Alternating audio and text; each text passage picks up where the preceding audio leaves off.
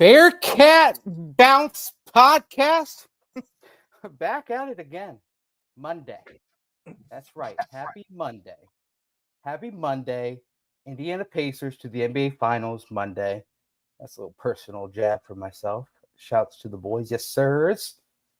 Monday, following a week out to the beautiful ribbon cutting of the beautiful, highly anticipated IPF. Nice state of the art, if you will, Monday.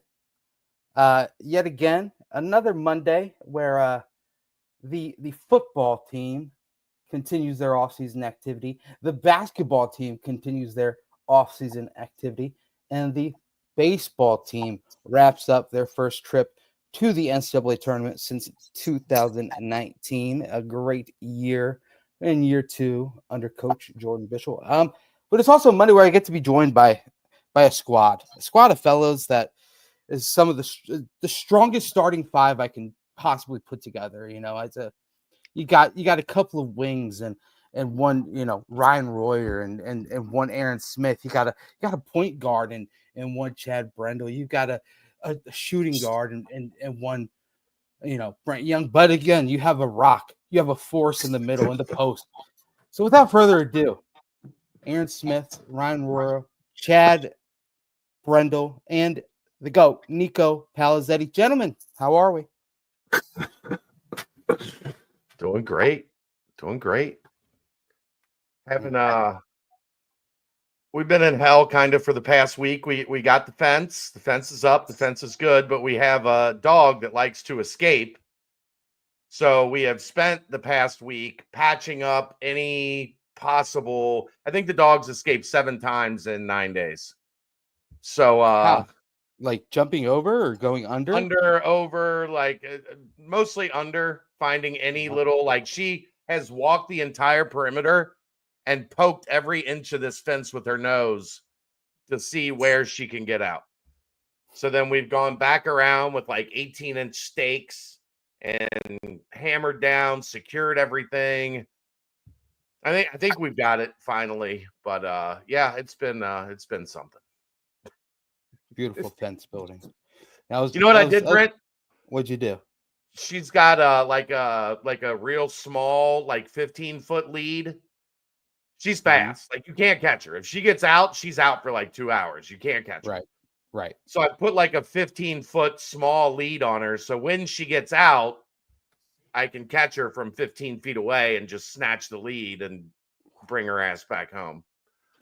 But yeah, it's been an adventure. But doing good. Getting ready for heading to St. Louis Wednesday for Kendrick Lamar and SZA. Wow. Okay. Yeah. Should be good. Look, Kendrick. Man's cultured guy over here. Unbelievable. Oh yeah. I heard boom bop bing bop bam bop boom. I heard Gary Parrish went to a show, said it was phenomenal. So Chad, you're gonna really get a I'm great excited. dose Should be good. of love there in St. Louis. So that's awesome.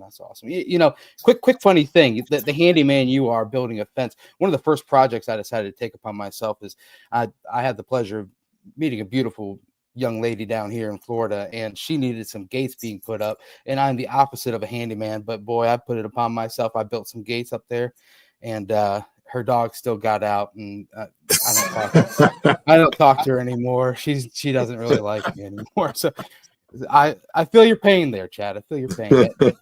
Aaron, sir, how are we? I'm good. Just happy that I think it's 3 consecutive days without rain. I think that might be a record for 2025. So let's keep the sunshine coming. Got outside with the girls today and just enjoying the rays. There we go. Gotta love that vitamin D. Royer, the boy, how are we, sir? I'm good, man. I was up in Columbus watching some golf at the Memorial with Will Adams and Jacob Dingle, some former meatheads of Nico's down in the weight room. It was good. Good weekend. How much money was gambled that weekend? We weren't really. I mean, I wasn't throwing much down. I don't know. Dingle loves his little gambling. I think Dingle said he took Scotty day 2, so he might have won some decent, but nothing crazy. Not like if you were to took him on Sunday where it's minus 1,800. I was like, yeah, I probably shouldn't bet that one. Not really worth it at that point. Pretty smart move to take Scotty every single week nowadays. Sheesh. Golly, but yeah, the memorial. Yeah, my brother was there. You know, the old Columbus crew up there. Looked like it was a good time. So, shouts. Beautiful course. It's my first time there. It was. Yeah, they do it good. It's a good setup. Ran into Nate Meyer too.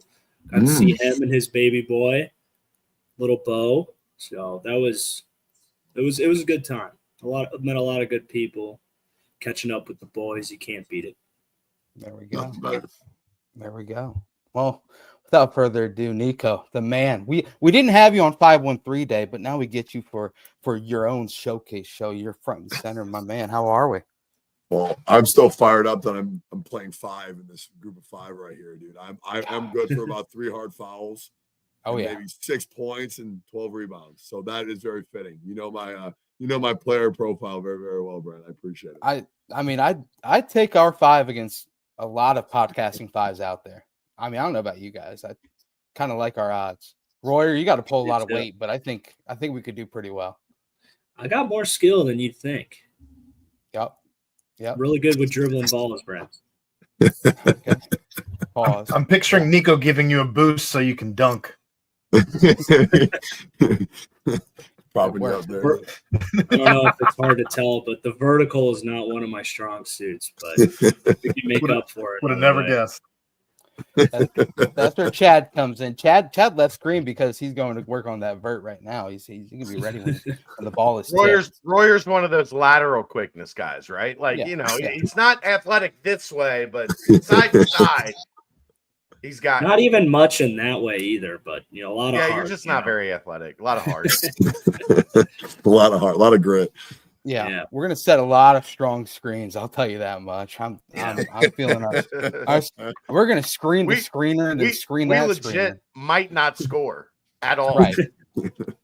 But boy, they're gonna say, "Wow, did you see that screen that he set? That was pretty damn good. It did not lead to anything, but it was a good strong screen." So that's what we can give you. But you know what Danco transmission and auto care can give you? $10 off an oil change, 10% off the next fixing. Head over to Danco Transmission and Auto Care. Take your beautifully minted car with a brand new oil change. Drive right past the IPF, honk your horn, and say, "Hey, Danco Joe, we love you, man. We love you." Danco Transmission and Auto Care. And that's how we segue right into it. Nico, about a week and a half out from the old ribbon cutting of the IPF. First off, where's your level of excitement? And second off, do you have a workout planned already for that first breaking in the IPF workouts scenario? Well, we are actually going to do the first, ironically, like the first event will be official visits this weekend, and we're going to host it in the new facility. So we have 3 weekends back to back to back. Outside of that, we're looking to get in June 16th to be fully operational. That's the date.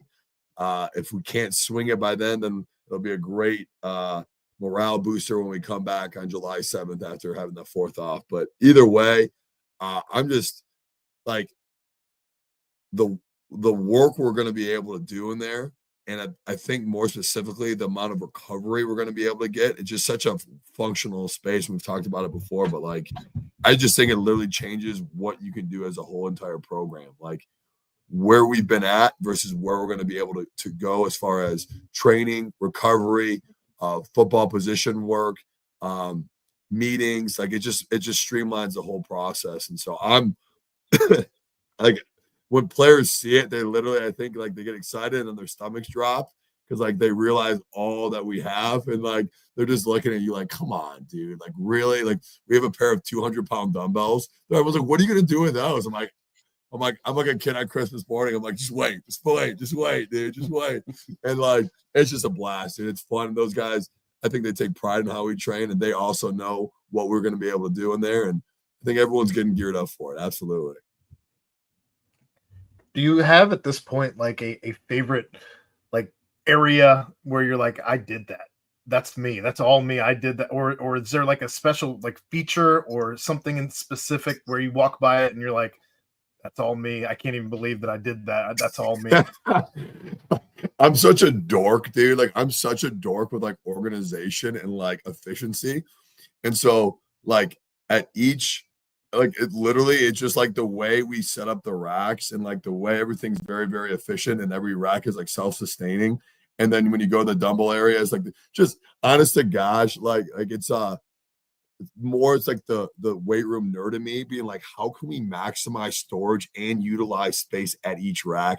And so I think the racks look really good. To be honest, I think and when you guys see it, like the whole idea of the room outside of functionality and like really getting a great training environment is like to honor Cincinnati and honor like the whole theme of it was industrial. Like we wanted it to be industrial and blue collar, and we wanted the whole room to feel like that. And there's like exposed concrete.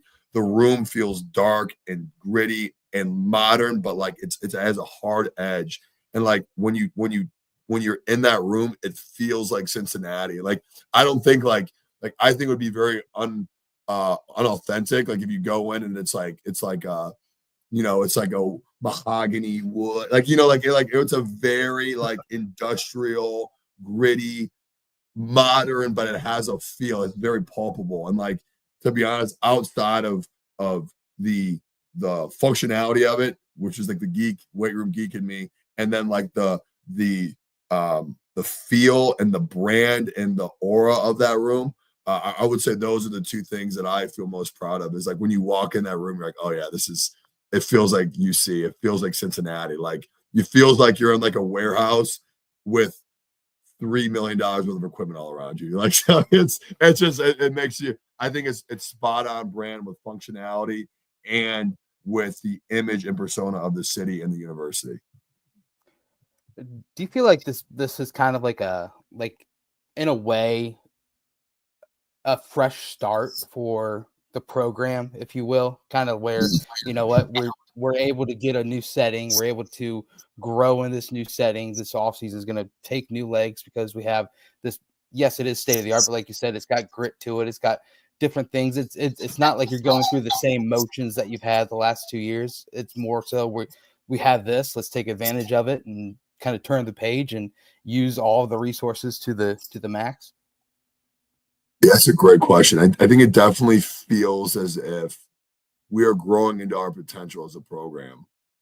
Absolutely. And like it feels like this building symbolizes not only the university and the city's belief in us, but also kind of our belief to take that next step as a program. So I absolutely believe it. And I think like it's just so cool, man. Like when you're in that building, people like the construction workers, the Mesner team that's worked on it so hard, like all of the alumni, all of the boosters, all of the fundraisers, like everyone who's in it takes a lot of pride in how great it looks and takes a lot of pride in where it stands as a facility in the Midwest as a whole. And like, I got to be honest, man, I've been to a lot of facilities and I take pride in like really doing our homework and really understanding what we needed to be state of the art. And I can say I think it's the most impressive building I think in the country, definitely not the Midwest. And I think we take a ton of pride in that. And to be able to house ourselves in this facility at this time of my tenure here, it definitely feels like the step that we've been pushing for. And as we've grown as a program and as the competitiveness of where we're at has raised and elevated, and as we've grown with that, I think this is I visualize it as a domino that takes it all over, and it's a really exciting time. Absolutely, it's a great question.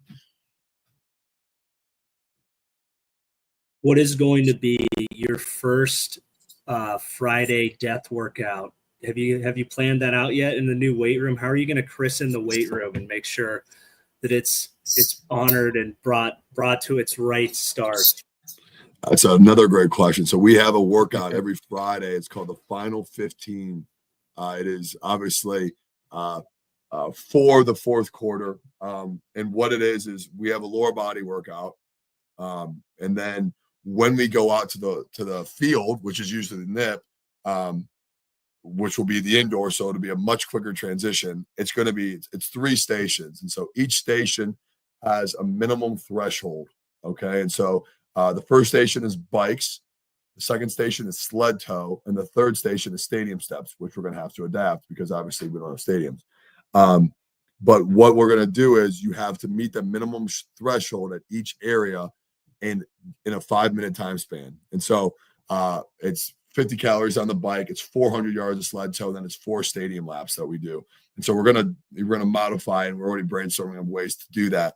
But also we have it's based on your crews, and it's based on positional group. It's based on it's very competitive. So you have to meet the minimum threshold. If you meet the minimum threshold as an entire program, the program wins. Also in that workout, you have a rabbit or a pacer, and basically what a pacer is going to do is he's trying to set for his crew the top max for each of the 3 stations. And so we've had guys in 5 minutes get 115 calories on a bike. We've had guys get 700 yards on a sled tow. Like, guys are literally spilling it to the point where their eyeballs are popping out of their head. It's incredible. And then what happens is, so you meet the minimum threshold, you get points as a crew, you beat and win the individual area, the exercise, you get points for that. And then it's program win or loss. So if everybody on the program wins, it is a program win. If we lose as a program, the individuals who've lost the drill, who haven't met that threshold in 5 minutes, or 15 minutes, excuse me, they lose their black shirt. They lose the privilege of meeting the standard. And then on top of it, we have program up down. So the entire program does up downs as a whole. And so it's a very cultural lift, like all the alumni and stuff who've had trained, they all come back and they all jump in, or they're all, I don't know if they jump in, they're all encourage the guys to pass. And so it's a workout that we're ramping up to. We've done the first 8 and the first 12. We have yet to do the final 15. And so we're progressing to that, but that's a cultural lift that when we break in the new facility, that'll be the highlight of, in my opinion, the whole experience of making a new facility and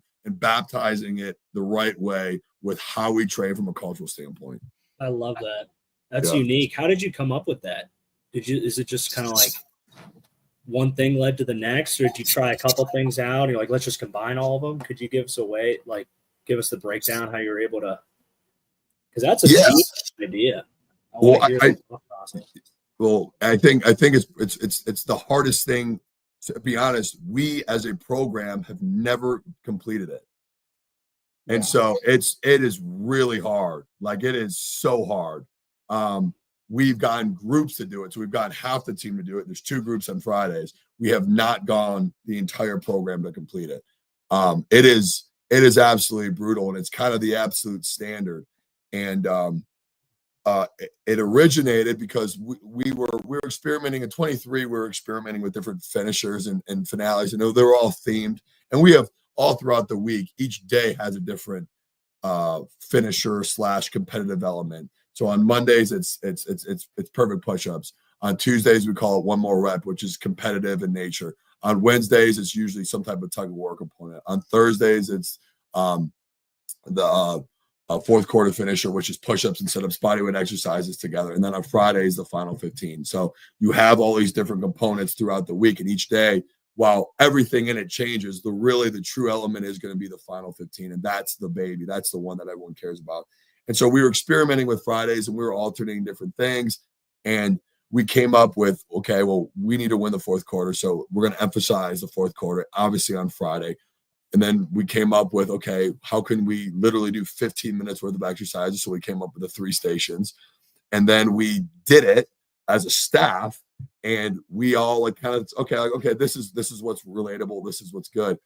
We happen to forget that guys are coming off of an hour and 45 minutes worth of work before they come to the final 15. So when I got to the first final 15, dude, I mean, it literally waxed everybody. We started it last summer, and it when I say it destroyed everybody, I think 3 people finished it. Like it destroyed everybody. All the staff were all looking at each other like, ooh, not great. And then we just didn't back down because we made it such a big cultural deal. And then that was like the standard. And the goal was to beat it and to get all 3 stations done in 5 minutes. So a total of 15 minutes. And then it's just grown and we've kind of made creative elements to it. And then we brought in the ultimate pride is the black shirt. And so if you lose your black shirt, it's a big deal. So this year we're very strategic with it. We're ramping up, but every week, if you do not finish the final 15 or whatever the variation is, you've lost the privilege of wearing your black shirt until you earn it back. And so like, that's the ultimate and so the first 8 and the first 12, we're 100% right now. It's also rained.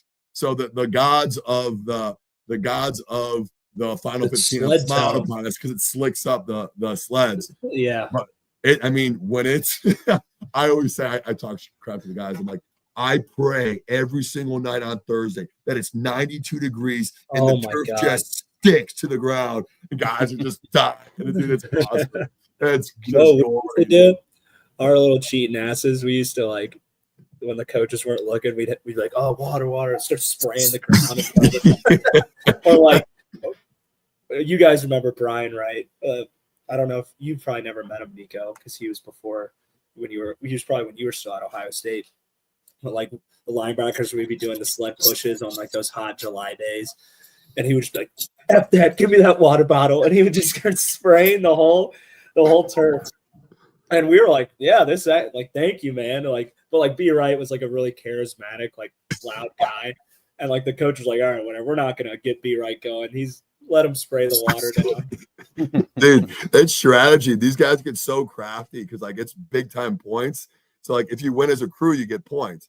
And so the crews, like they get so crafty with it. Like one of the strategies is to have a guy. So you have your guy just go as fast as he can, finish it. You have another guy that's going as fast as he can to get as many yards as he can so we can win each exercise. And then you have a guy that's like the leader who's kind of like the back wolf that's kind of like hauling, making sure everyone stays on pace. And then you have guys that'll finish and then literally they'll do that. They'll grab the bottles and they'll sprint to the linemen that are struggling and they'll spray down the field. They spin. I mean, it is, you want to talk about strategy. These guys are like in the winter, the strategy in the winter is because you have 2 lift times. It's like 6:30 or 9. So the strategy is usually you even like, because if you win the week, the winner weekly, I'm giving all the I'm revealing the curtain, but on Thursdays, we call it the weekly winner and losing crew. And so the winning crew gets to pick their lift time. So they can either lift at 6:30 or they can lift at 9 o'clock. So the common sense would be like lift at 9 o'clock, right? Everyone lifts at 6:30 because it's slicker and it's either dewy or we do it in the winter and it's like 7 degrees outside and it's slick, it's frosty. And so guys are like, yeah. And so they're sort of hauling it with the slick turf surface. So, I mean, they game it, man. They game it and they're really, really good at it and they know how to maximize it. And then it's literally like the old vets just helping the younger guys and just finding ways to motivate and inspire their peers. And it's win or loss, man. It's win or loss. And like when we lose, the entire program does up down. So like we have pregnant nutritionists, we have pregnant dietitians, we have pregnant athletic trainers, and they're chopping feet, man. Like coaches, I don't care if you're in your 60s, like chop it. Like the whole program does it and take a lot of pride in it. So it's something that it emphasizes the need to win in the fourth quarter. It emphasizes the need for connection to spill it for your teammates. And then on top of it, like losing destroys lives, literally. And we have to understand that as a program that we're all connected in this. And so I think it's a great symbolic gesture and it's really, really hard, which is fantastic. And that's why we do it. Yeah. I mean, I wish so much that like that could just automatically win you football games. Cause I mean, that's some special shit. That's the one thing about the weight room. It's not going to directly win you a game, but it's definitely going to put you in a place to be able to outman your opponent and be closer knit as a program. And the way you lay that out to me, I know I say this all the time, like it makes me so proud that you're able to come up with that stuff and kind of go against the grain, create new, unique, awesome ways to kind of really challenge the team and have them grow together. And, it's not going to guarantee anything come fall, but you're definitely really impacting the program. So that's awesome. Thank you for breaking that down for us. Well, thanks for the question, Ryan. I'm always grateful for your guys' support. And I think that's the goal, right? The goal is that's the theme of the summer, and that's the theme of the year, is you call it football transference. And that was the theme to the guys today, is having great pull-up technique is one thing, right? Having attention to detail and having discipline in those details and working as hard as we do, it gives you a chance and it teaches you a generalized thing. But can we use that generalized ability that we're developing in the weight room and just spearhead it into the way we practice and the way we hold ourselves to every single standard throughout fall camp, throughout the season? And I think that's the challenge, especially with the leaders we have, and our best players care the most right now. And I think that's a really unique thing to have. Is that, it only goes where your best players are. Our best players, our most talented players, are our hardest workers and our best leaders. It's unanimous, and it's really, really exciting to see how much those guys care. And then when another theme is embody what you demand. And that's a challenge to everybody. That's a challenge to every coach, every leader, every player is if I, as a coach, if I, as the director of football sports performance, if I demand toughness, if I demand consistency, if I demand hard work, connection, discipline, all the things that we say we're about as a program, effort, attitude, toughness. If I, as a coach, demand that, but I don't live that, then I'm a hypocrite. And I'm looking you in the eyes, and I'm lying to you. I'm cheating you. I'm cheating your development. And so that's a challenge to everybody in here, is if we say we're Bearcats, if we say that we stand for effort, attitude, toughness, and the big challenge too is, what can we do better than anybody else in the country? And that's freaking hard work, connection, discipline. So if we're going to say we're those things, well, then guess what? Our leaders have to live that, and they have to be the standard. And that's a challenge everyone in our program is embody, live, be the standard of what you're demanding amongst your position group, amongst your crew, and ultimately the team. And that's a top-down challenge to everybody in the program. The foundation of a great team. 100%. You can't have a great team if you don't have that at your core. I mean, like we said, that core is what branches off, and then being able to apply it onto the field and how you attack the season, your opponents in games. That's a extension of your core. So just knowing that you guys have really focused on that, and that it's delivering now with your best players being your hardest workers, your best leaders. You guys have a great foundation. So gets me even more excited for kickoff coming up in under 100 days. Let's go. I'm going one day at a time. I'm swinging as hard as I can, dude. I promise you that much. There you go. I'm swinging as hard as I can, man. I know Did you guys have a good finisher for the Danny Foligno 7th wedding anniversary of today? Is today his anniversary? I think it is. It was either today or yesterday. There's a photo of me apparently 7 years ago getting my tie pulled from Danny as I danced. Oh God, it was a younger me, much more attractive me. But yeah, unbelievable, dude. That's 7 years ago in Toledo, Ohio. What a wow, the homeland of the First Lady. Unbelievable.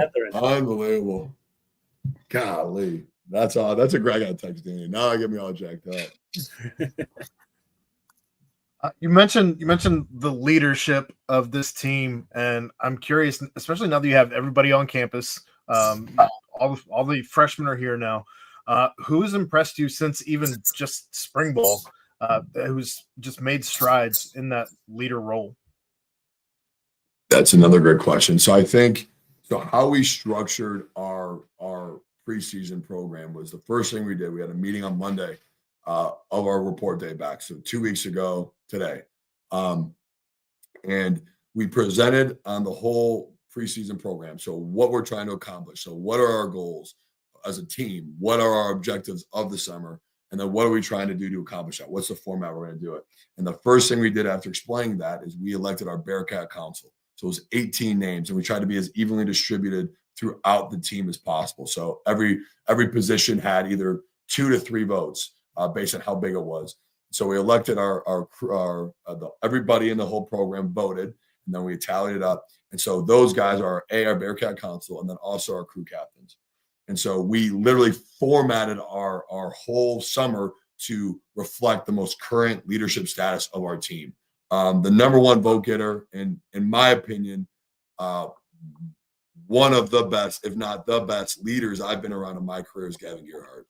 He'll be a 3-time captain. I mean, he and I get emotional when I talk about Gavin, because Gavin, like, literally from the time I came in and to see his growth as a leader is not only astronomical, but he literally embodies everything what it is to be UC. Like, he stays until 6 o'clock. He's basically another strength coach. Like, he will pick up the locker room. He will clean the weight room. He will, like, his humility as a leader and his buy-in to the program. He's challenged himself as an individual. He's become the vocal, authoritative presence. He's by far the most respected player on our team, maybe that I've worked with in my career. They're just an absolute leader. Really, really impressive. Number 2 is Dante Corleone, probably another 3-time captain who's really grown, has really challenged himself. Number 3, who I'm so proud of, and we already talked about him a little bit, was Logan Wilson. And the challenge with him in the winter was for him to be consistent. Can we trust you to be the same person every day? And he has not only rose to the occasion, but was elected number 3 overall. So shows his tremendous growth. Number 4 was Joe Royer, who's been incredible. Number 5 was the Heartbreak Kid, Sorsby. And then number 6 was Dingle. And then it was just a ton of different people. We had so many different vote getters. And then those 6 guys were technically the crew captains, and they picked amongst the other remaining of the 18 to come up with the crews. And so it's a really, really great leadership bunch, and guys that have been in a vocal leadership role before, but now really understand and own the role. And they show it with their crews, but also a huge thing that we've been doing is we call it power of the position. Because crews are great, especially in the winter, because they're formed and you get to build connections with guys from all different position groups. But there's also going to be a component in the winter where each position group every week, based on the averages of the points that each person gets for their crew, it's going to be redistributed, and it's going to show how they rank in their position. And so you have the opportunity to win or lose the week, not only as a crew member, but also as a position group. And then the beauty of it, which I love, is so each crew, a week goes from Thursday to Wednesday. Wednesday it cuts off, and then every Thursday we reveal the leader. So if you're the losing crew, the losing position group or the winning position group, the elected Bearcat Council members of that position group either win 10 points or they lose 10 points for the next week. And the position coaches of that. And so now, like, let's say I won the week as a coach, and I'm like, yeah, my crew won, but my position lost. Well, now my crew is suffering because of me. So we call it shared suffering. And I think there's a thing that we're trying to build, almost the impossible, right? Like, how do you build connection in 8 weeks? Like, you have 8 weeks to build an unbreakable force. How do you do that, especially in today's day and age? The only way you do it is by, in our opinion, we call it shared suffering. Like, you have to suffer with the people you're in it with. And you have to create accountability amongst the program, and you have to create a level of transparency and honesty and accountability that we're all in this together. We're all going to willingly suffer together, and we're going to grow as from a team. And so I think ways that we've structured that are going to build not only the crew, which kind of builds out the whole team, but also the position group, take pride in the position group. So as we transition to camp, it's a much more seamless transition. You touched on Gavin Gerhardt there.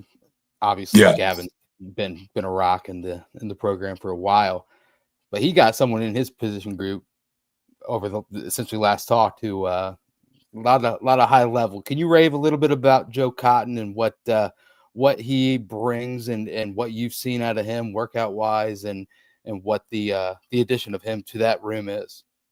Yeah, so Joe's exactly what UC is all about, man. Joe came in day one, obviously incredibly physically gifted, which is, you could talk about that for 25 minutes. It just says his measurables look as impressive as any tackle I've worked with in my career. But I think the bigger thing about Joe, which I think is so awesome and why I love working with him so much, is just his humility and his willingness to be a part of a program. Like, he wants to work. And when he came in, and I'm pretty honest with recruits, man. Like I say, listen, man, like this is really, really hard. And it's my job to coach you as hard as you're willing to allow me to coach you. Like the closer we are and the more you trust me, the harder I can coach you and the closer I can get you to your genetic potential. And so if you want to work hard, and if you want to build a relationship, then this is a great place for you. Like it's just going to be hard. Like that's who we are as a city. That's who we are as a program. That's who we are as a university. So we need to embody that in the way we approach our work. Like it's not for everybody. Like it's not for everybody. And he like smiled and he said, "Yeah, this is exactly what I want." And so like day 3, I like pop my head around. I'm like, "Hey Joe, what do you think, dude?" And he's like, "This is exactly what you said," which makes me feel great. And then 2, he's like, "This is exactly what I was looking for in a program." Like, and I think you feel that, and the way our guys train and the way our guys embrace our training and the way they coach each other up. And it's a very connected group, and Joe embodies that. And so very physically gifted, long limbs, great bend, tough, strong, hardworking. But his ability for growth throughout the summer is astronomical because of all the intangibles that he provides. Talk about the difference it makes for guys that were able to get here in January, be it the early transfer portal guys, the seniors that graduated high school early, should have been going to prom, but instead they were at spring football practice and out here grinding. What advantage does that give them on your end? And talk about how far some of them have come in the 6 months since they got here. That's another good question. So it's just a race against time, right? Like you're just trying to develop these guys as quickly as you can, as holistically as possible. And then you're trying to teach them like life skills that they probably haven't ever had. So like the way you can look at it is when they come in day 1, they meet with me. And so immediately strength and conditioning is great by itself, but without the performance support system, it doesn't matter. So there's really 5 areas of performance: strength and conditioning, athletic training, nutrition, sports science, and sports psychology. And for the first time in our time this summer, we have all 5 filled. Okay. And so what we're able to do as a performance department is now astronomically A, more effective, and B, more efficient. We can get gains and get development way faster because of that. So we sit down with them and we call it a performance routine. And so you train 2 hours a day. Great, cool, awesome. What are you doing those other 22 hours? And so we literally map out a 24-hour protocol. We call it your routine. And so it maps out when you eat. It maps out when you do maintenance or high needs or individual development that works from a physiological standpoint of maximizing your individual needs, and then 2, your football needs. So it sketches out and it models when you're doing position work, when you're doing film work, when you're doing positional maintenance, which is just any, you're doing the difference, or you're doing jugs, or any small thing that can improve your skill set. Then it maps out your recovery. So your treatment, your recovery modalities. Then it maps out your sleep schedule. And so literally what it has is your whole day is going to be mapped out. We call it your routine. And then your constant challenges is enhancing your routine over time to withstand the stresses of the season so you can be optimized during the season. That's the whole goal, right? And so you map this out, you create a routine, and then you hold them accountable to the routine. And so now it's those 5 areas of performance working in alignment to maximize the genetic potential of these really high-end athletes. And so in 8 weeks' time, you have a Jeff Caldwell that comes in at 188, who just kind of looks like a baby giraffe. And then by the end of 8 weeks, he's 210 pounds. He's running 22.5 miles an hour. He's broad jumping 11 feet. And that's a testament to his athletic potential, absolutely, and his work ethic, absolutely. But I think it's those 5 areas of performance that have understand what he needs and provided the infrastructure to get him there. Joe Royer, a little bit more. Obviously, the whole way too early mock draft starts coming out, and his name was listed as a first round potential. And obviously, the staff has been heavy on saying best tight end in the country, this, that, and the other. What main thing have you seen growth wise? Is it just another offseason of full healthy and just getting stronger? Or is it the leadership part that's really taking it next step? What shows you that Joe Royer's on the cusp of having a fantastic season? Yeah, I've been blessed to know Joe I was involved in Joe's recruitment out of high school. So I've known Joe I've seen all all shades and flashes of Joe Royer. So I've known Joe since he was, I think, a junior at Elder. So to see where Joe is now, I think what 4 years later is 5 years later is so gratifying. And I think the biggest difference you see in Joe is what. Oh yeah, so my wife's yelling in from Joe is obviously an incredible football player, and a 4-year-old has a giant crush on him. My daughter has a giant crush on him. She has a photo of him, and she had a photo of him when she was a baby. So yeah, he's a heartbreaker that my daughters love. But on top of that, I think obviously, yeah, to speak on that, his heart and his person as a man is incredible. Just his character as a human being is so giving and so loving. So he's a great teammate in that regard. And he's always been a great teammate. But I think his ability to understand what he could be, work to get there, and then have an incredible support system from I think the staff, and Coach Stepp's done a great job of providing that, but providing a structure in which he's engaged and challenged, and a support system that really, really provides him with everything that he needs in regards to maximizing his potential, which has always been incredibly high. And so I think there's that balance, right, of he's in a place that really believed in him, and not that he hadn't had that before, but I think he's working at a rate that was incredibly high last year, and it was in a place that believed in him and counted on him and expected him to be a really great player, and he performed that and provided that.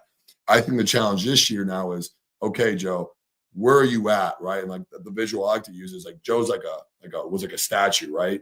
When we first got him 5 years ago, he was a big, block of granite. And now you're just chiseling away. And those final details now of where we need to improve Joe. But those are the pieces that if you can get right, it becomes a first-round masterpiece, if you will. And so those pieces for me is everything not included in training. Like Joe's going to come in and Joe's going to work his butt off, no doubt. Like Joe's leaned up a little bit. We're going to get him at 250. It's going to improve his lateral mobility and his overall top speed to get separation. Like we know the physiological things that we can improve with Joe. That's awesome. But what's Joe done this winter and this summer? He's approached it with a workmanlike attitude, a maturity that he hasn't had before. And he understands, and I've told him this, and we've told him this, that Joe, who you are determines our success of the season. Like who you are each day, what you embody, what you demand from yourself and your peers determines our success. So that's a level of responsibility that you never had to have. And he understands that, and he's accepted that, and he stepped into that role. And so it's something that you really respect and appreciate him out of that growth, the willingness to take on that leadership role, the willingness to embody the standard in which he's setting, and then really drive it forward with a very deliberate and intentional mindset. Beautiful. You were go ahead, Ryan. I was just going to say, a couple questions ago, you were talking about, like, Chad, you brought up like having guys being able to come in, early and kind of get starting to work with them like sooner in their development. And I was wondering if you could kind of compare, that being a high school kid, like who's never done it before versus a transfer. So like you could look at it both ways. Like, oh, is it easier to kind of mold someone into like, what this program wants out of its players in the weight room and on the football field, like the effort, attitude, toughness, as like they've never had any experience of it before. They're fresh out of high school.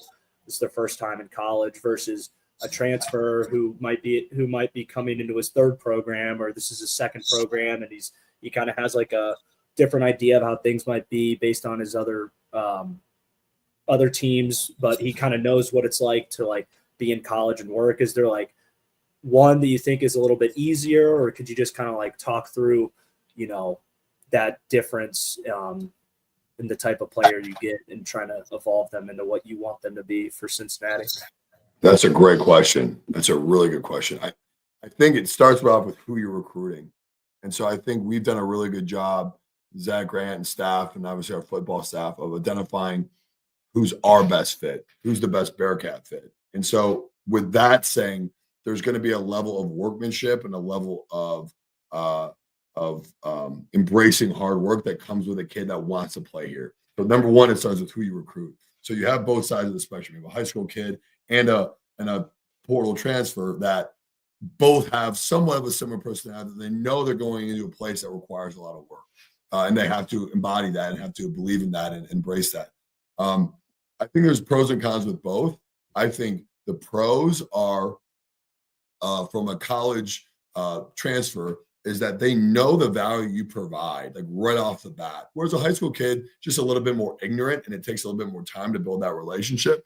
Whereas a college player understands the value that a strength coach can provide and immediately can form a connection with you quicker because they know how you can impact them. And I think that we do it very different than some. And I think the guys are embrace and buy in quick if they have the right mentality because they understand that this is going to get them developmental gains. And so no matter where you're at on the side of the spectrum, right? If you're a transfer that comes from the SEC or the Big Ten and you're coming to UC, okay, maybe you've come in with a different perspective of what training is. Well, that's awesome. If you're coming in from a smaller school and you're coming up to UC, well, that's awesome because you maybe haven't been exposed to what we can provide you. But either ends of the spectrum, what we're going to do is what we're going to do, and our players believe in it. So automatically, when you come in, regardless if you care about it or don't like it, or it doesn't really matter because we're going to do it because our players buy in so hard, and it's just kind of like a contagious fire that overwhelms.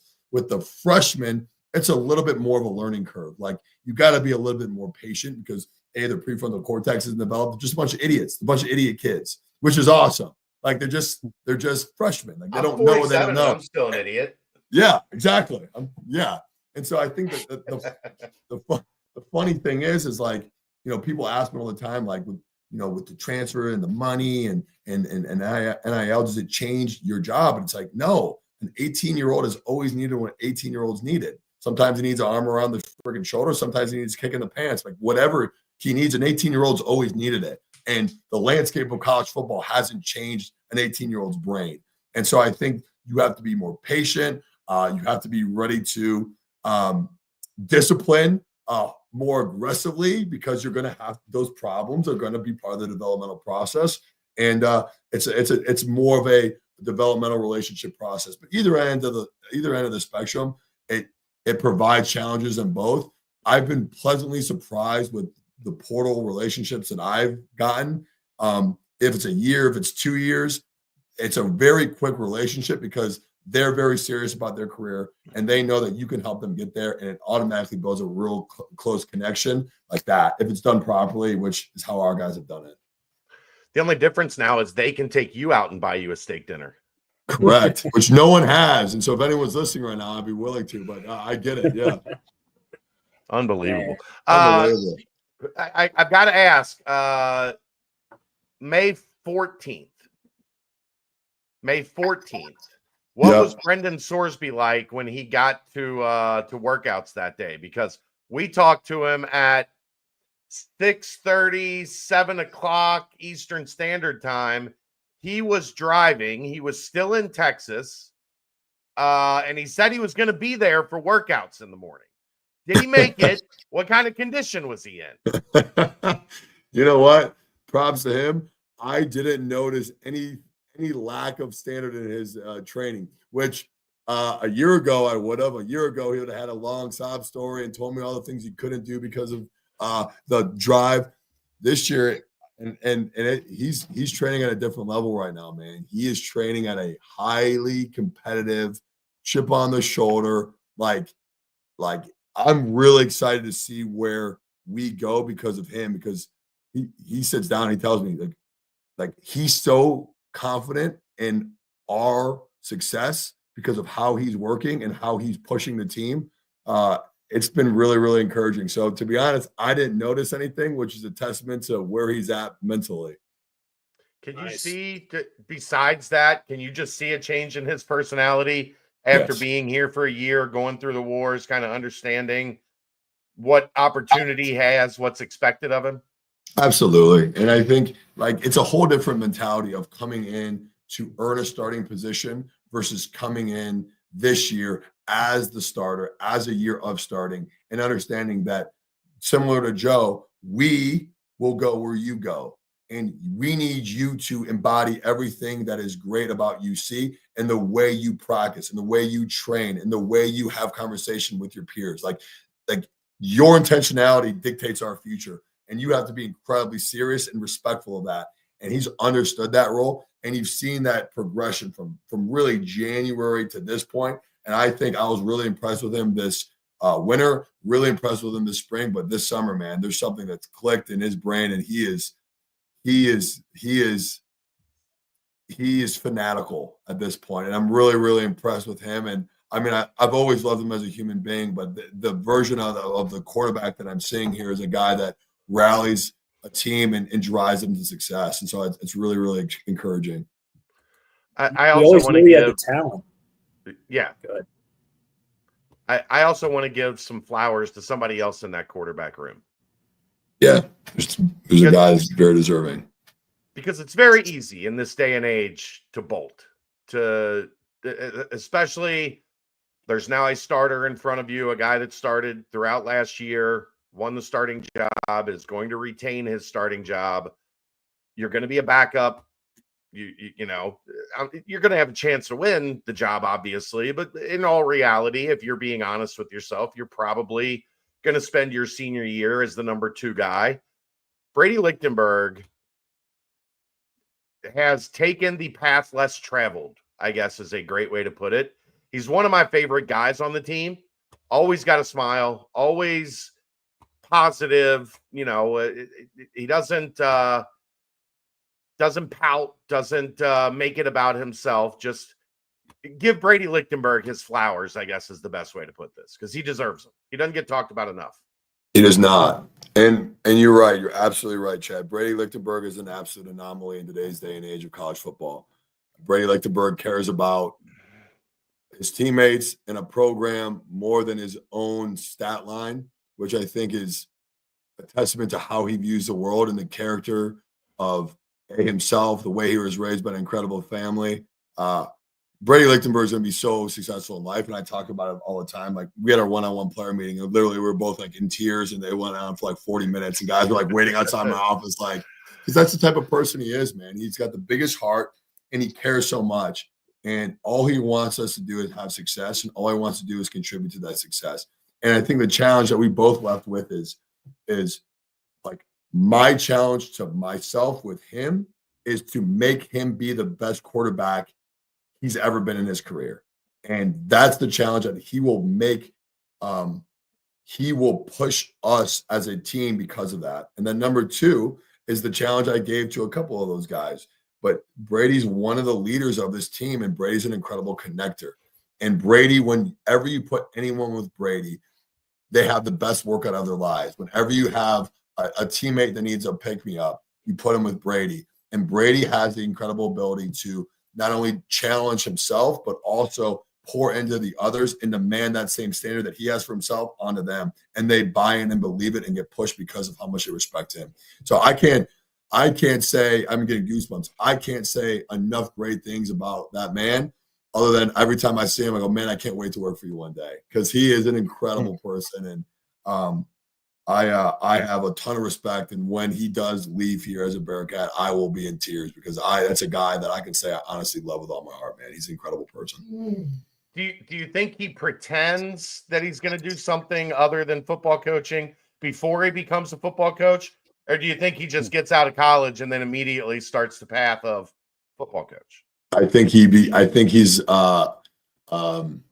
embraced his willingness to become a football coach, and he's a sharp mind and a great connector. So I always tell him, dude, I'm like, man, let me at least like be on your operations staff. Like, let me like at least hold a clipboard for you, dude. Like, I mean, this guy is so smart, such a connector, such a big heart, worker. Like, I can't say enough great things about him. But no, I think he's all in. I think all the chips are in on being a football coach. Before we let you go, were you mad at us for last week, or did you not find out what happened last week? I have not been told yet. Why would I be mad at you guys? We had somebody on. It was his birthday. I bribed him into coming on and wishing him a happy birthday. I had nothing to do with this at all, by the way. But Brady Collins was in that seat for about 5 minutes last week. Let's go. How was the conversation? It was good. It was right at the end of the show, and I just I hit him up and I was like, "Hey, it's your birthday. You got to come on and at least say hello to the boys. Give us a few minutes." And he mentioned he's coming back for a little strength convention or whatever conference. Yeah. We're trying to get UC greats and people that understand the university, especially to be speaking at our clinic to break in the new facility. And so Coach Mick's coming, Brady's coming. It'll be a really, really cool experience. And I appreciate him a lot, man. He's always been great to me, and he's a good friend of mine. And so I didn't know it was his birthday, man. That's freaking awesome. I'm glad he was on here, man. That's great. Is Danielle Foligno? I'm sorry? I said, is Danielle Foligno and Zachary Biggins coming?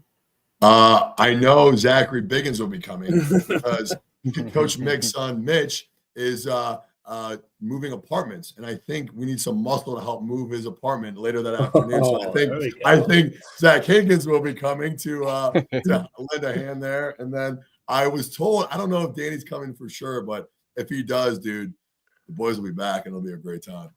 Chad, it's funny because they have these strength conventions, but I think it's just a ploy for all these guys to come hang out and just drink beer together. Right. That's what I really think it is. I don't know what they're really talking about in there.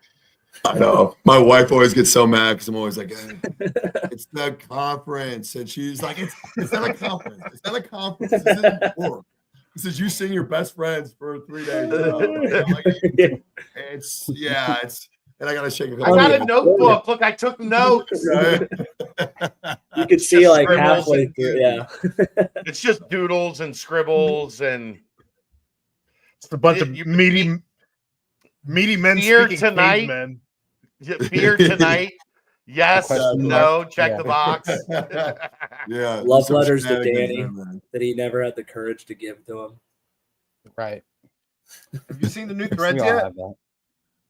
The new what? The new uniforms. I've not. No. You guys get all the details, dude. I'm in a dungeon. I'm on a basement floor. I don't even see sunlight. We haven't seen them either. No, I haven't seen anything. You haven't. You know what you should do? You should get it, and then you should wear it to a lift without telling the guys. That could be the deal. I wear the same thing every day, and when I change an outfit or I get a haircut, there's a revolt every time. So if I came in with a jersey, it would be hell would freeze over. Guys would lose their minds. I don't know what the response would be.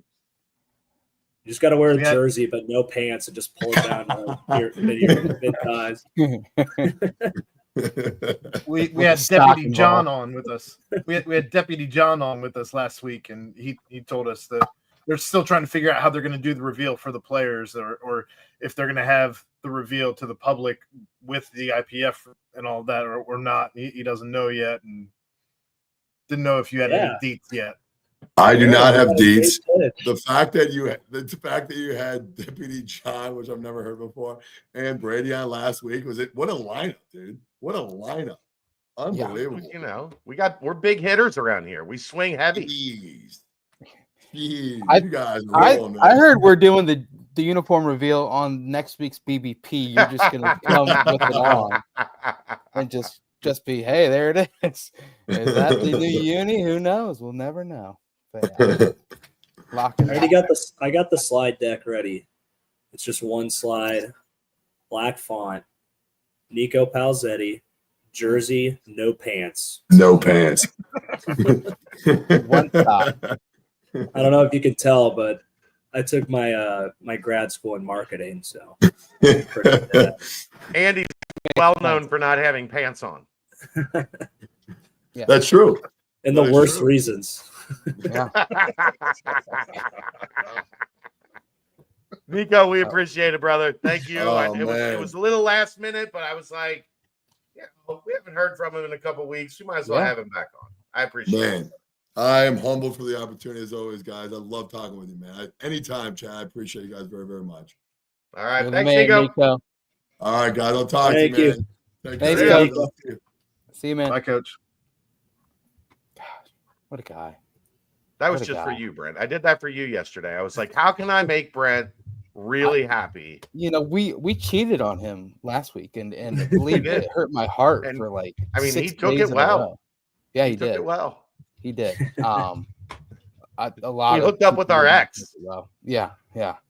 And we, I we tell had, you, we had a random I Monday felt night so hookup dirty. Felt with so our dirty ex afterwards. on our ex's birthday.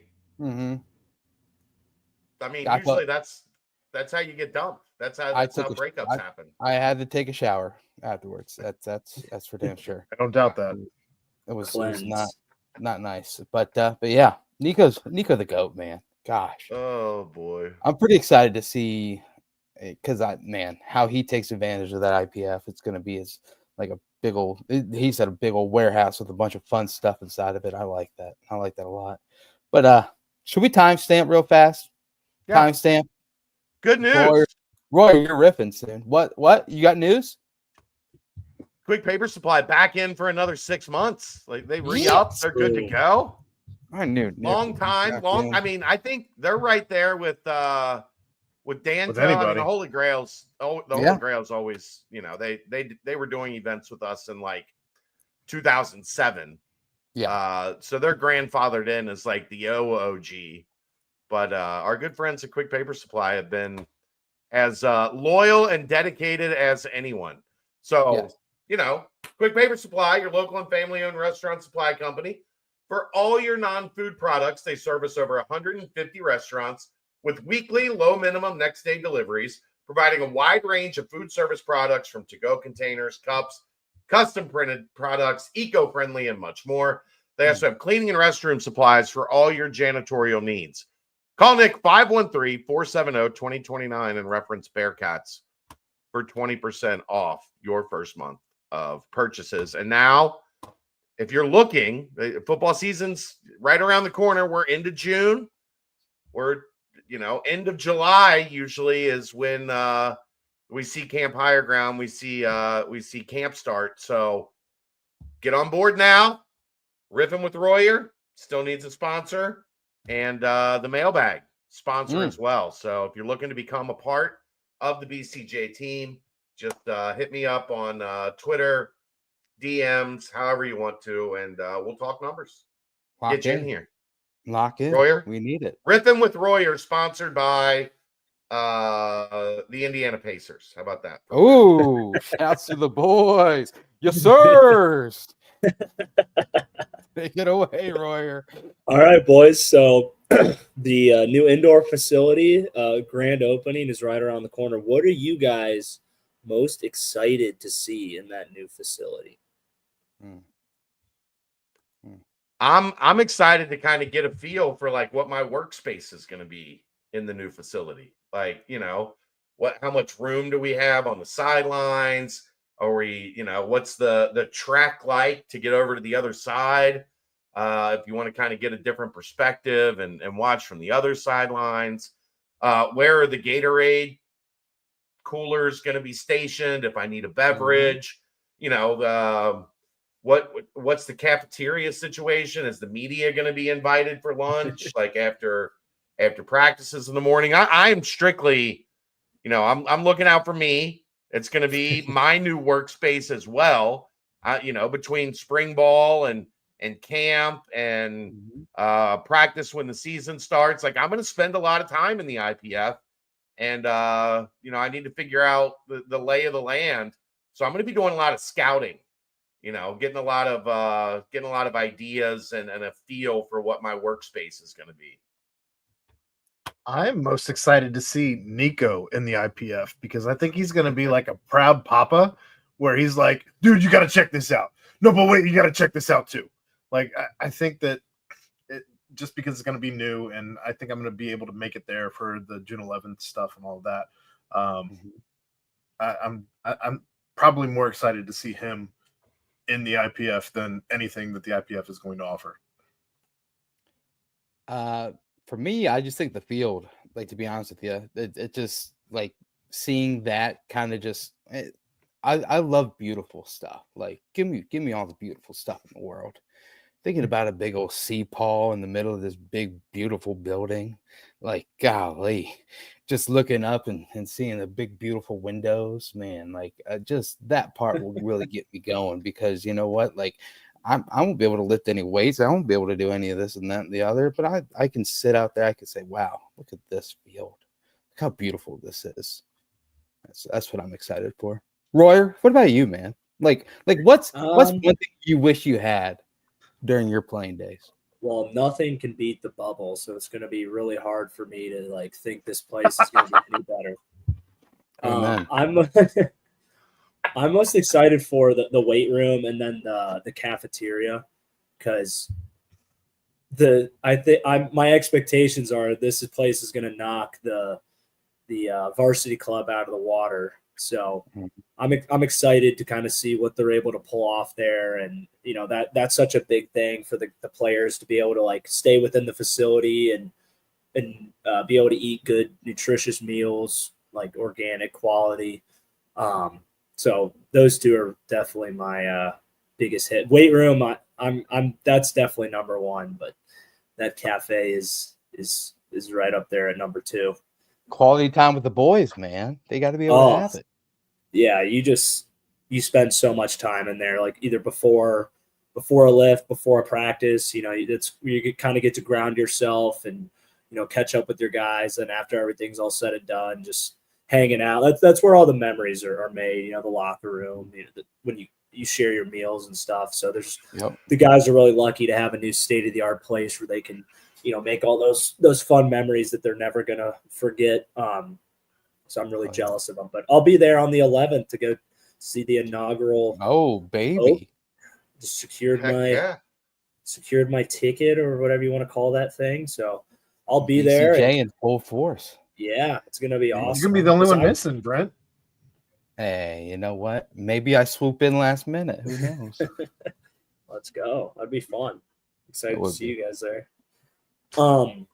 I guess rolling into number two, since I went to the Memorial Tournament this weekend, I was kind of thinking, what would be your guys' all-time Bearcat foursome that you'd golf with? So you get to pick three other guys. It'd be football, basketball, coaches, whatever.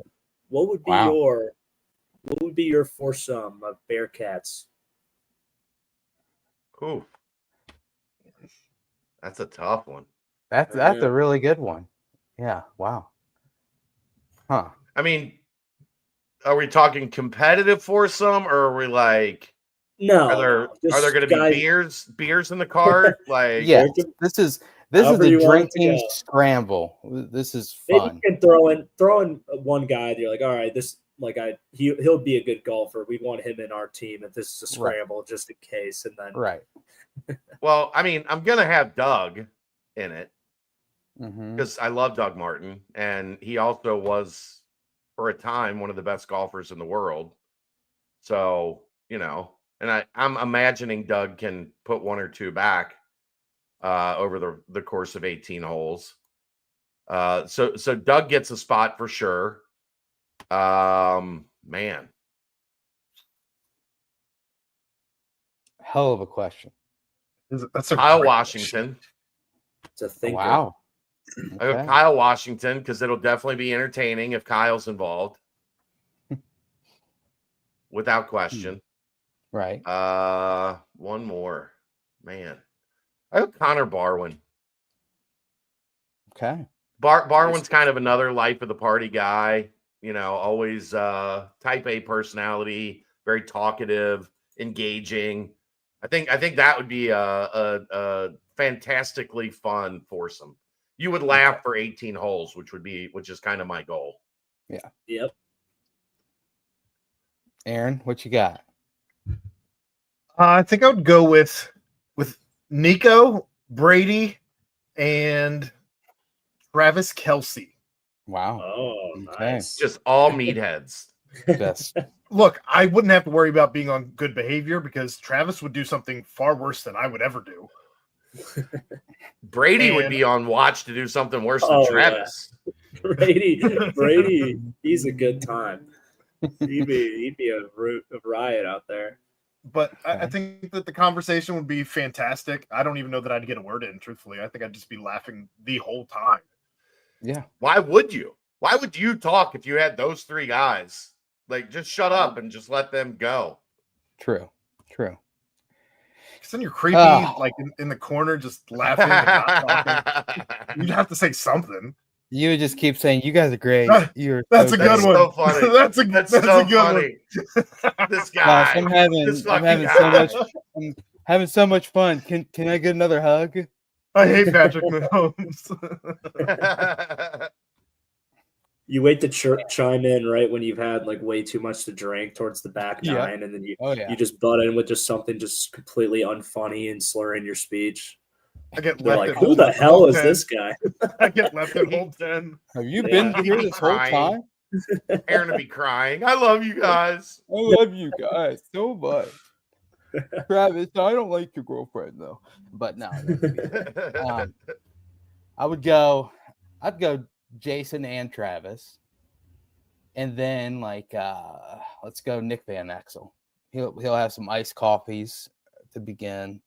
Stogies, drinking. I need a little basketball flavor in there. I think Nikki V's always golfing. So Nick Van Exel, Travis, and Jason. I think we'll have a whale of a time. I think that's fair. Royer, who's yours? I'd have to go with here. Luke Fickle. So I could just bust his balls the whole time. I'm trying to think. Throw Mick Cronin in there. Get a little two. I thought about Mick. Mick would be a good. Mick would be hilarious to spend 18 holes with. And then Jason Kelsey. Wow. Squad. Yeah. Squad. Those are the boys right there. Man, go anywhere with that one. Good question. Right? Yeah. It's hard to come up with some stuff at this time of the year because nothing's really going on. It is summer. We are in the thick of it. June. We're making it through though. We're making it through. Baseball's over. Yeah. Baseball is over. Yeah. Roy, you got great season. Another one? Oh, great. Yeah. Who do you give me your breakdown of the first explosive touchdown you see coming at the IPV? Who's it coming from? Who's throwing it? Who's catching? What's an IPV? I'm sorry. What? I don't know what that V stands for. I don't want to find out. Indoor practice vehicle facility. Facility. You're a genius, Brian. Welcome to the facility. I'm going. Before we head to higher grounds, they're gonna be in there. They get the first two in there. I think they still do it like that. Give me your breakdown. Who do you think is going to be involved? What's going to happen? Sorsby to Caldwell over the top. Right. Yeah, I think that's the low hanging fruit. Yeah. I mean, how about explosive play? Oh, what about Sorsby to Royer? Why not? Get Mr. Joe a little bit of love. Just flexing all the big guns. But yeah, Caldwell, Royer, golly, embarrassment of riches. Aaron, what you got?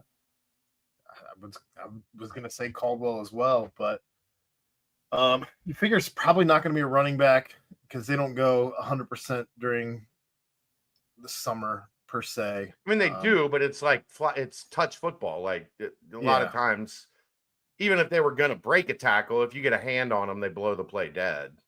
All right, let's put it out there like that. It's like full go, ones on ones for some reason. So you can add a running back into the fold. Well, that was the case. Pryor's the easy answer. It would probably be Sorsby up the middle on a 15-yard scramble on a broken play. That's not that Look. explosive though. You don't think No. like a swing pass to Aaron, Evan? what do you mean? Yeah, you said that's not explosive play. Yeah, that's not an explosive play in the Aaron Smith playbook. It's a 30-yard rush or a 50-yard pass. That's Wheel explosive. route to Evan Pryor? I've never said 30 or 50. Get out of here. I'm going wheel route to Evan Pryor. Oh, hell yeah. Up the boundary, outrun the safety. 45 yards. That's mine. The sneaky, like the value bet might be like Manny Covey on a similar like little swing pass. Yeah. Covey takes it to the house. Gosh. What about a Dante Corleone scoop and score? Wow. I Get like the it. defensive sideline going. A big boy tutty. You know, Let's go. no pick sixes. You think the defense? Logan Wilson pick 6. Okay. Yeah. Can get behind it. I mean, McDoom I don't know. with 5 big booms on a pick 6. I like it. I don't know if you heard the Hicks interview, Ryan, but it sounds like the DBs are going to be attacking far more than they were last time, trying to get those turnovers. That's good. Yeah, That's because I think they're did going to be like how running more he- aggressive plays on defense. That's what Word. the boy He- Vite was he- telling me. he doesn't call them turnovers. He calls them takeaways. I Yeah. like that. I like that a lot. That more. that's what we called them too. I don't remember why they started saying that, but there was just one day it was we're calling takeaways now. I'm like, all right, I'll never get one, but you can call them that. Hey, what? I mean, what did you block the punt? Did we recover it? We did, and then we got a penalty and missed a field goal. Makes sense. So it basically didn't happen. Yes, it did We- though. But we won, so that's all that That's all matters. that matters. Did The you dub. For call- once- did you get a strip sack in your infamous spring game domination of Landon Fickle? I got a strip sack, but the offense recovered it. So just a sack. That play may never have happened, Ryan, but for one special kid, it made a wish come true. Yeah.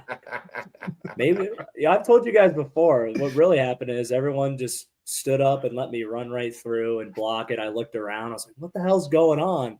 The ref came up to me, handed me the ball, and he's like, way to go, son. Run Congratulations. into the buddy. end zone, buddy. Run into the end zone.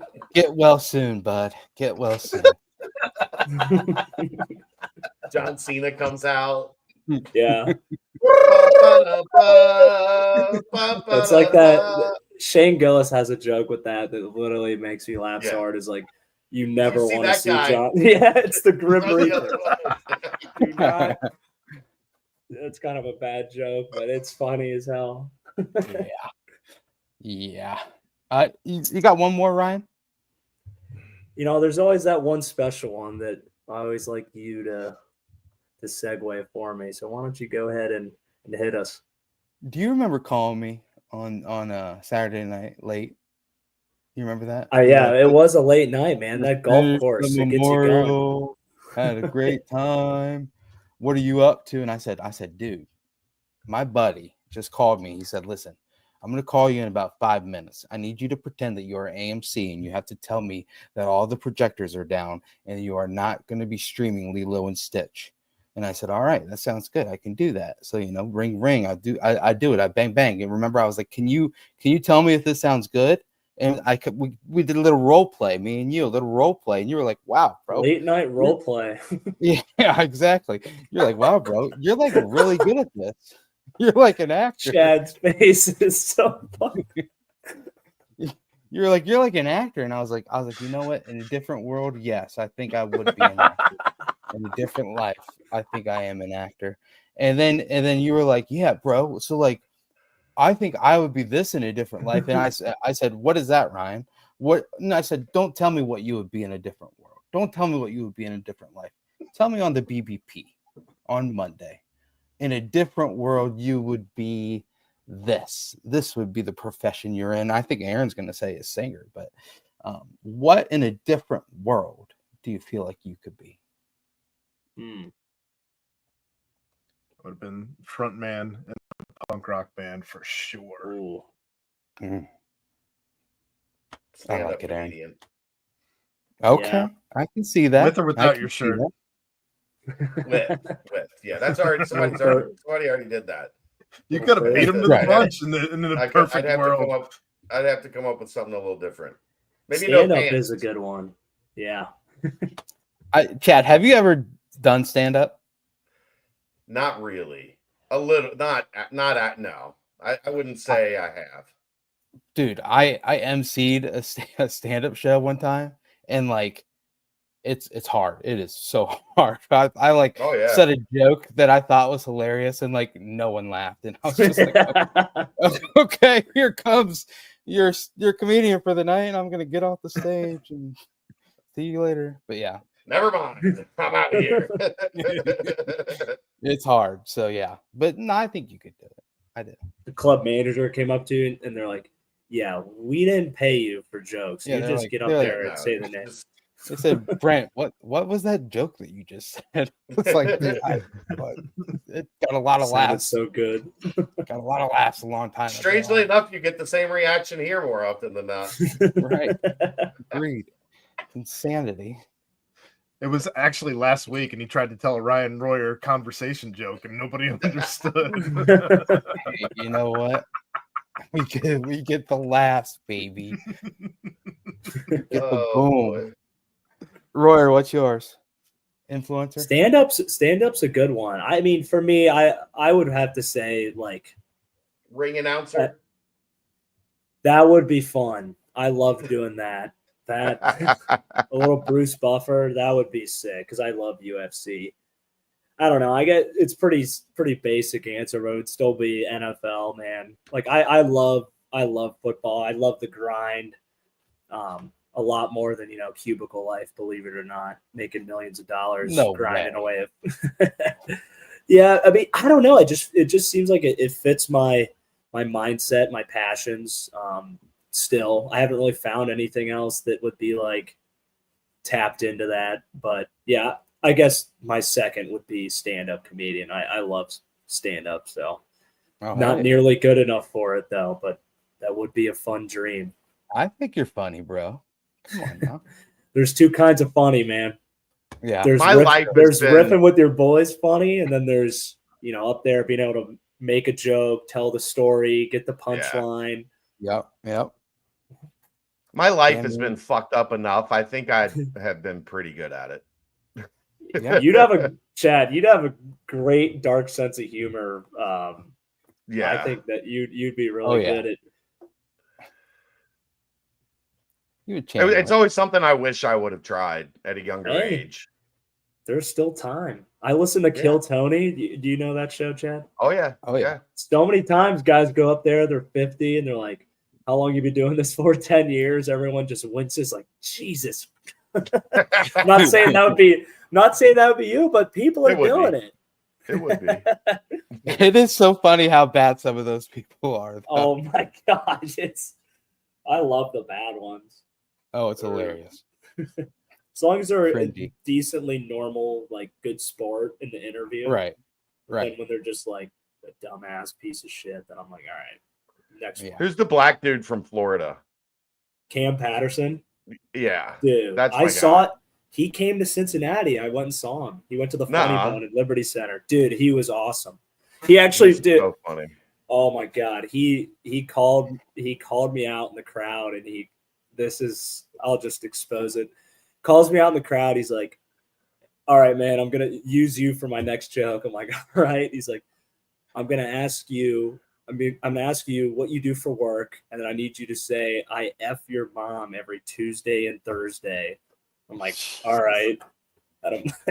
Gets up, and he gets up and he's like kind of just talking to me, and he goes, "All right, so what do you actually do for work?" And I'm like, "Oh, I'm an engineer." And he's like, "No, you effing dumbass! You're supposed to say the line." So I'm like, "All right," we repeat it. I do it, and then I'm like, "Is that it?" He's like, "Yeah." He's like, "Now I want you to do it in an Asian accent." And I'm like, "Oh my god!" At this point, I'm like, I can't say no, but I'm gonna get canceled.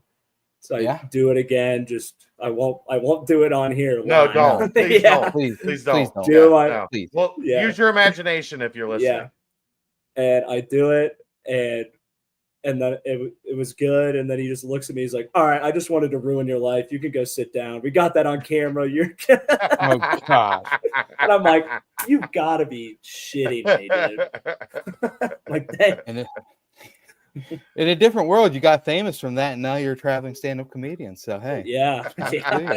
Remember that Shouts to you. dumbass who tried to cancel himself willingly? Yeah, that was me. Welcome to my show. funny guy. The funny guy. Oh gosh, I love riffing. Well, that's a good show, guys. We ready to get out of here? I'm always ready to get out of here. What a way to end the show for me, just admitting to my own cancelable offense. See you, There we boys. go. All right now. Quick Paper Supply.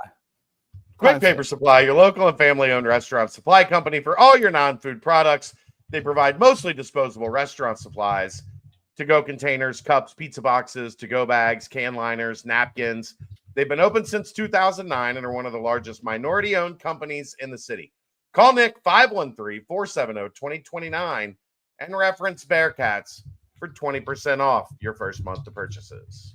Boom, baby. Now, before we hop in the mailbag, a quick hat tip to the baseball team.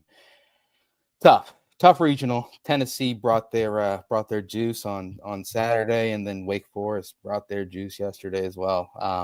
But man, what a special season. That is a special crew, and Coach Bishop is the man. That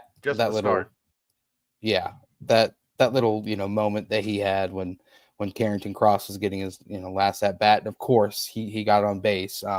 It just shows you the type of coach he is and the type of team that he had. And like you said, Chad, it's just a start, man. That's some really talented underclassmen on that team. So excited to see what they bring. But if you want to hear more about it, Chad and Aaron had a couple of nightcaps, and then Keegan had a nice write-up about the end of the season. So give it a look. I'm sure Keegan and Dave Wednesday night. Keegan's filling in for me, so I'm sure they'll hit on it quite a bit as well. Mm-hmm. And then JP maybe on Thursday. I don't know. Okay. I don't know if he's going to Omaha or not. So, or The not. road Omaha too? wouldn't be for the following week. Yeah. So yeah, super regionals or whatever. All right, cool. Let's mailbag it up, Aaron. Can't wait. Starting off in the football portion of the mailbag, and we've got, there we go.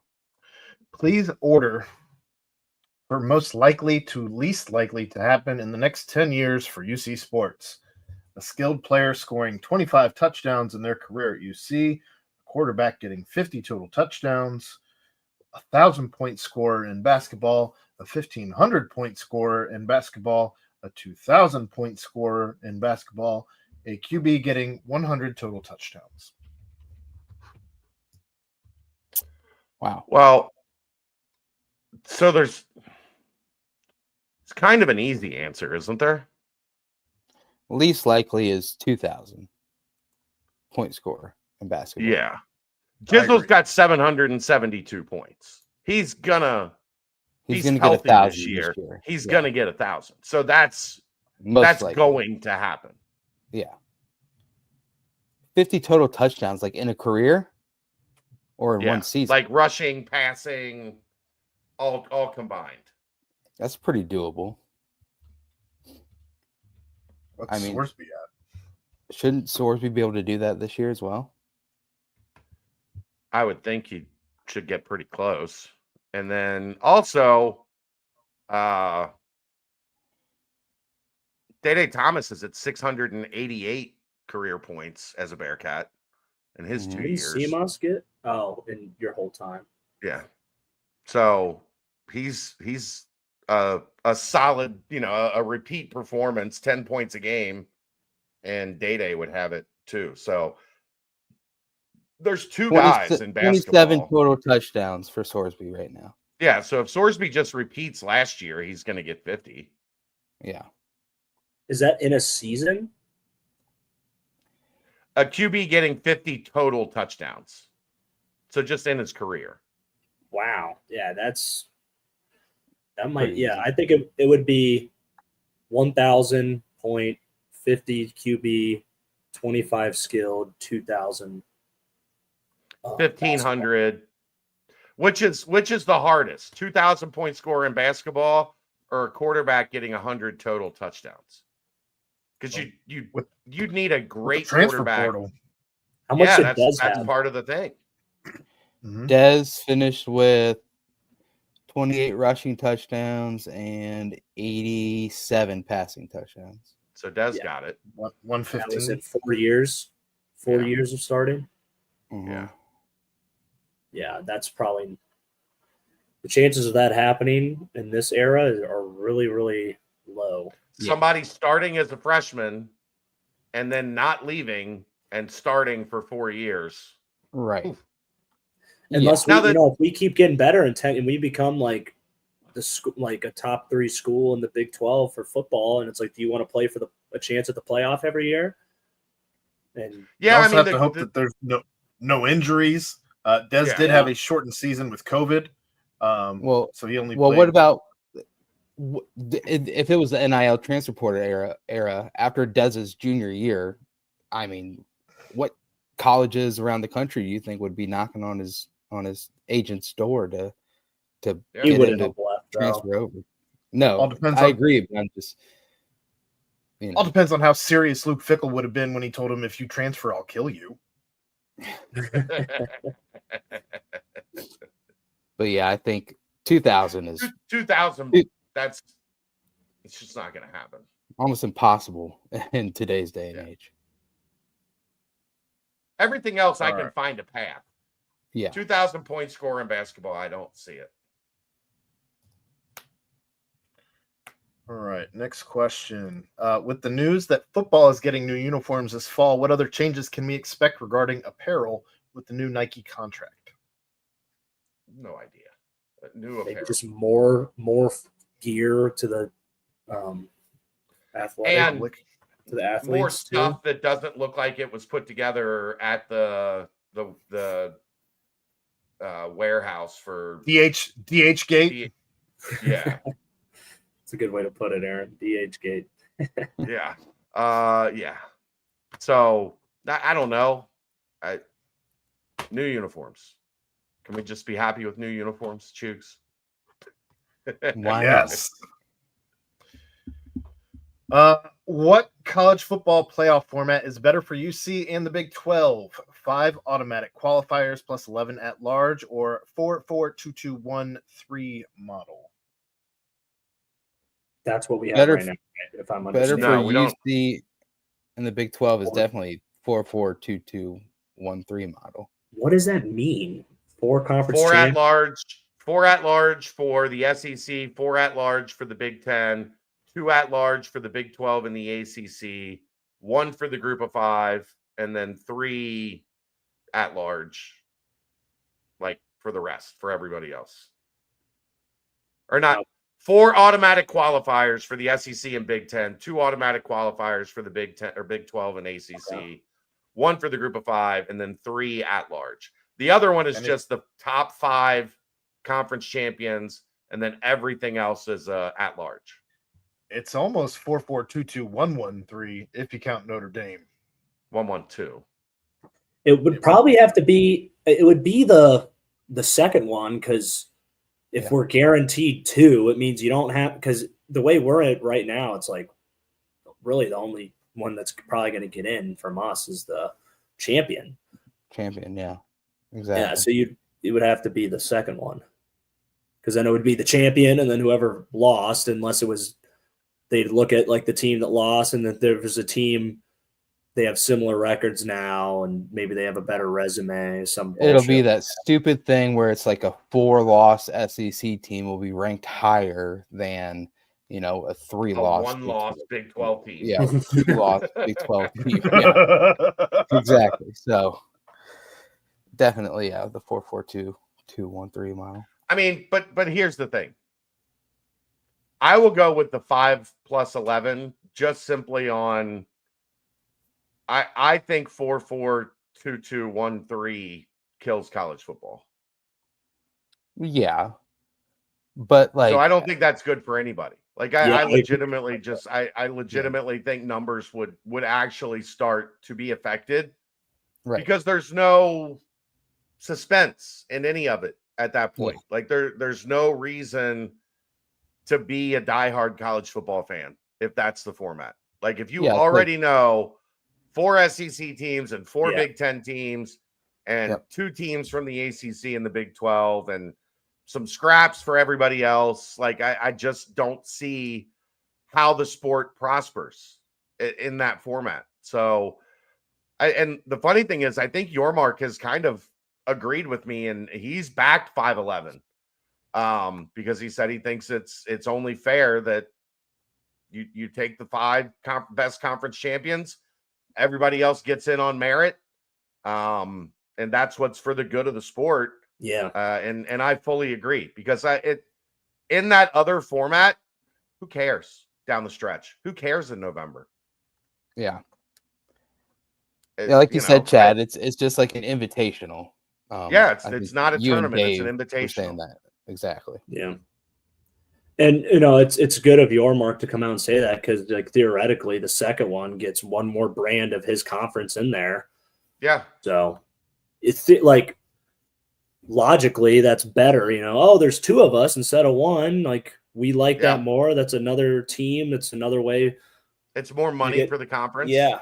More promotion. So yeah, I 100% agree. And we'll see how we can keep the powers of SEC and Big Ten at bay here to hopefully save the sport. The SEC is actually backing 5-11. Okay.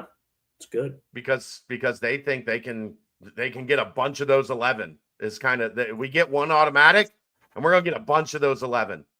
So really the only conference that's behind the other the AQ model is the Big Ten. Yeah, because them getting like theoretically an extra 2 would probably be what it would be out of them. They'd probably get 3 per year, so they'd get an extra 1. Okay. Yeah, I keep forgetting they got all the new teams in there now with Oregon. Yeah. All right.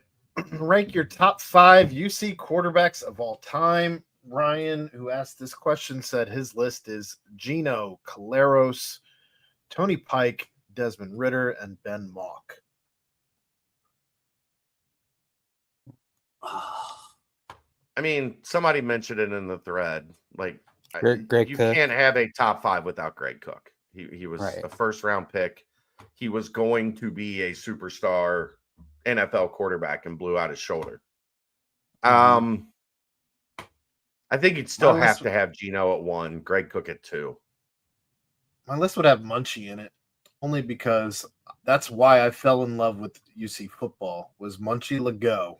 That's not favorite UC quarterback. It's top. Rank your top 5. He's in my top 5 because that's why I fell in love with UC football. Munchie Legault. Okay, very nice. Ridder and Tony have to be on there. Yeah. 3 or 4, take your pick, and then I'd have Caleros at 5. I mean, the one that obviously is like, gosh, what could have been was Gunner. Gunner Keel. I mean, dear Lord, some of his games that he had in that first season. But yeah, I think Caleros or Ben Mock is fine. Gosh, if Mock would have had that one extra year, that was criminal that the NCAA didn't give him that. But he doesn't. There's zero chance he gets denied in the last decade if he puts in for that. Oh yeah. Oh, he probably gets another 4 years if he's playing in today's game. But nah, that's a good little lineup. Gosh, that Thursday night South Florida game when Tony went down with an injury and Caleros came in and immediately had that like 75-yard touchdown run. Oh gosh, That was just magical. All right.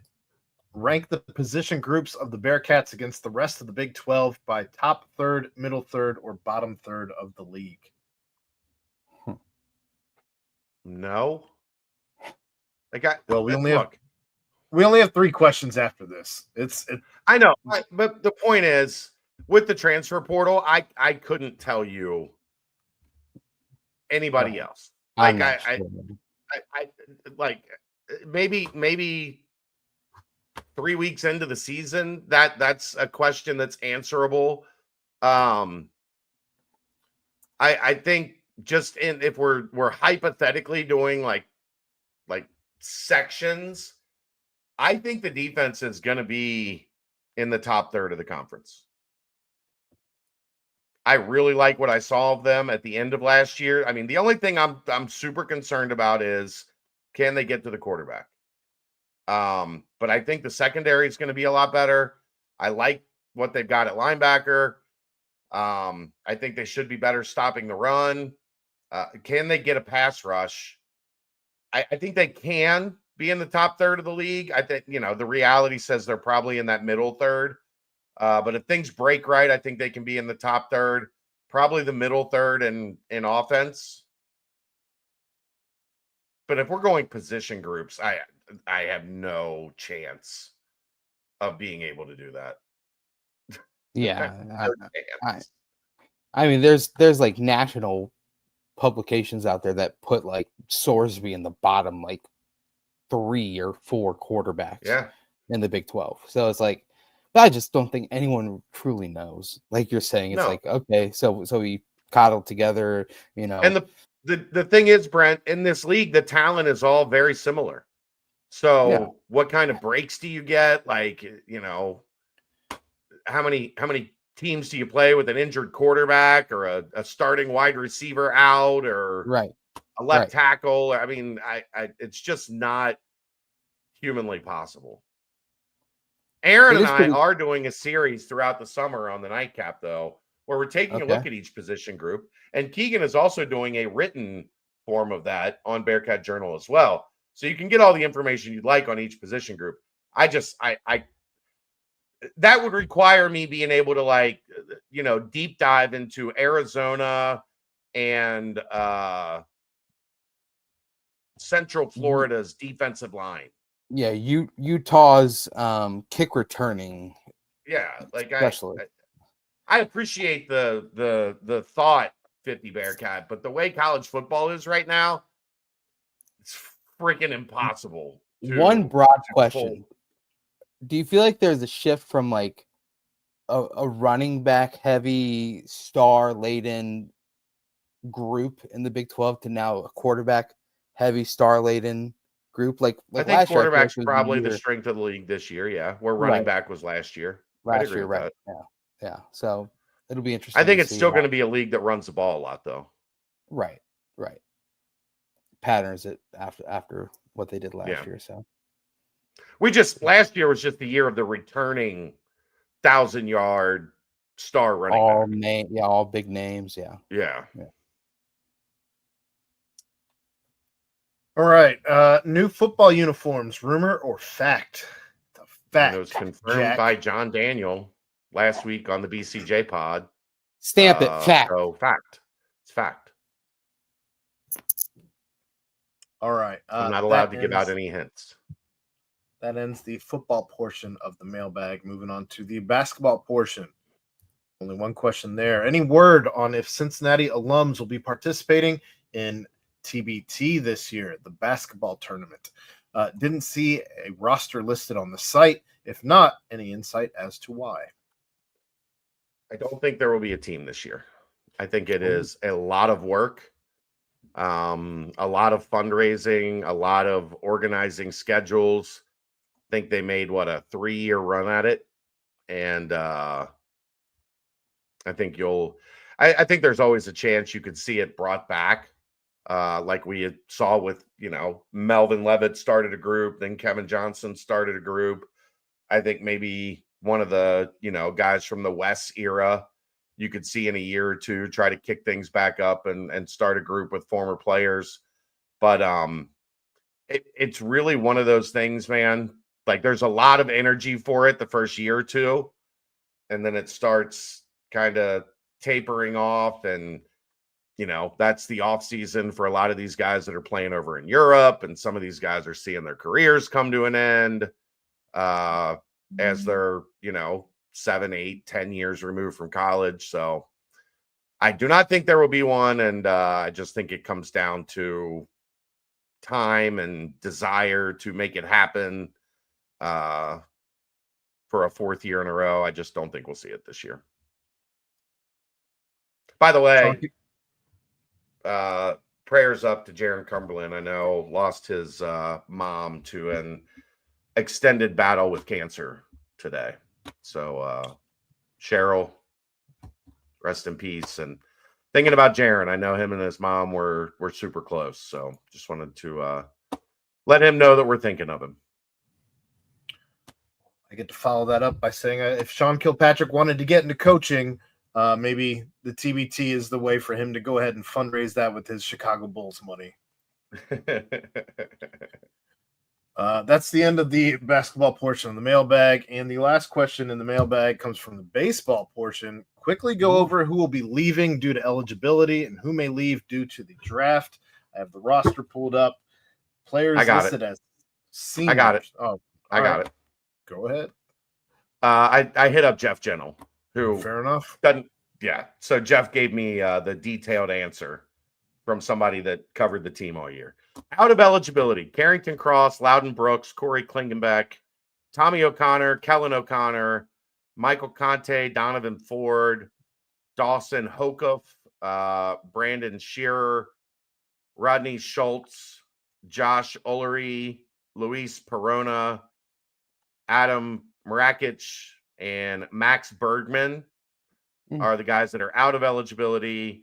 Keegan Allen and Carter Earls have eligibility remaining, but participated in senior day ceremonies. Landon Vitterick, eligibility remaining, but likely to get drafted. So, yeah. That's Also, what we know so far. Saw Eric DaCosta announcing he was in the transfer portal. That was on my timeline today. So, yeah. But yeah. So there you go. And if you like UC baseball, Jeff and Tim Adams are doing a phenomenal job covering the team on the baseball board. We do have a baseball board if you are unaware of that. That is free. So if you're not a Bearcat Journal member, everything on the Uke baseball board is free. So that could be a way to dip your toes in the water. And right now, 60% off. Ooh, Bearcat Journal. So a full year of Bearcat Journal you can get right now for 60% off. That's roughly $40 for the whole year. heck of a deal. So like $4 a month. And Right. you can get a whole year of Bearcat Journal. So there you go. Royer's got a birthday coming up. I might buy him that for his birthday. That's the mailbag. Get us out of here, Brent. You know what? A legend joined us earlier tonight, fellas. A man who we call by one name, Nico Palizzetti. No greater human on this beautiful planet than Coach Nico Palizzetti. He joined us for a good hour, and it was a great hour. You can go back and listen to that. You know what? We got to give shouts to Nico. Shouts to Danco Transmission and I don't care. Shouts to long time sponsor, Quick Papers and Fly. Love everything that they do. Shouts to Cincy Light here in the Cincy Light Studios. What was that mailbag? Oh, it's no longer brought to us by. No. Okay. Nope. Nope. That was just for the month of May. Shouts to the mailbag and shouts to Aaron. But you know what, guys? It's a beautiful, beautiful week, and a lot of things will be happening. So stay locked into BCJ as we'll bring you wall-to-wall coverage of it all. So for my crew, for the guys, for all the pals, for Aaron Smith, for Chad Brendel, for Ryan Royer, I am Brent Young. Yet again, another fantastic BBP presented by BearcatJournal.com.